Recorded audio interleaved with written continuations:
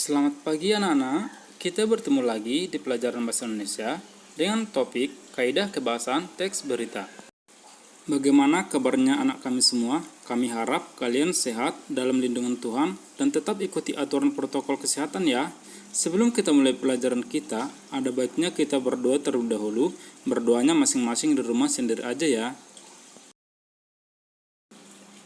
Materi kita hari ini adalah Kaidah Kebahasaan Teks Berita.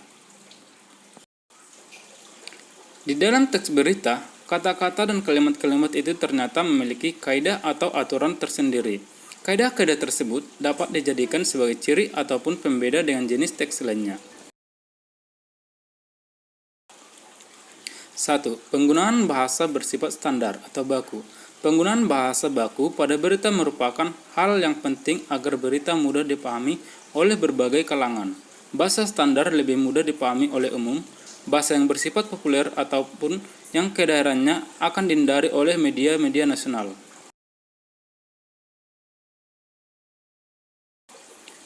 Contoh, masyarakat wisatawan dan pendaki tidak diperbolehkan mendaki dan beraktivitas dalam radius 2 km dari Gunung Slamet, paparnya.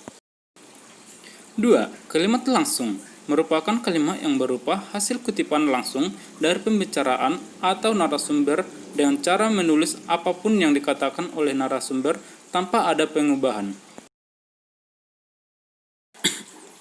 Adapun ciri-ciri kalimat langsung sebagai berikut. 1. Penulisan kalimat langsung ditandai dengan tanda petik ganda. 2. Huruf pertama pada kalimat yang dipetik menggunakan huruf kapital. 3. Kalimat petikan dan kalimat pengering dipisahkan dengan tanda baca koma. 4.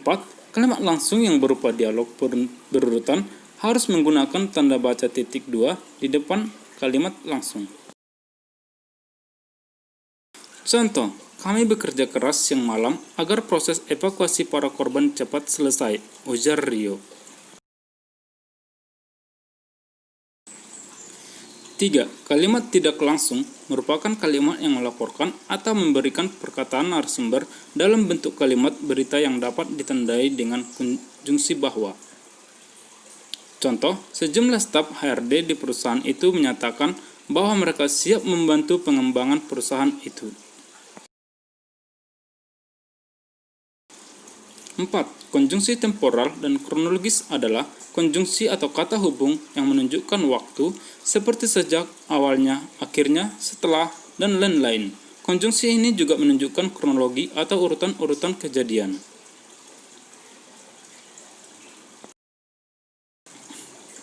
Contoh, hujan yang turun sejak pukul 5 dini hari tadi telah menimbulkan banjir yang cukup besar di daerah Tanah Grogot. 5. Keterangan waktu dan tempat merupakan kelengkapan suatu berita yang berhubungan dengan waktu dan tempat terjadinya peristiwa. Contoh, evakuasi para korban sudah dimulai sejak pukul 7 tadi pagi.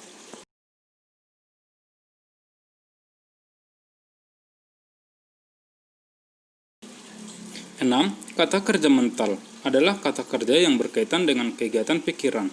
Kata-kata yang dimaksud seperti berencana, memikirkan, berharap, membayangkan, menduga, mencurigai, dan lain-lain. Contoh, polisi mencurigai masih ada pelaku yang terlibat dalam kasus ini. Nah, itulah penjelasan materi kita pagi ini tentang kaidah kebahasaan teks berita. Bagaimana anak-anak udah mengerti kan tentang kaidah kebahasaan teks berita? Selamat belajar ya. Salam sehat.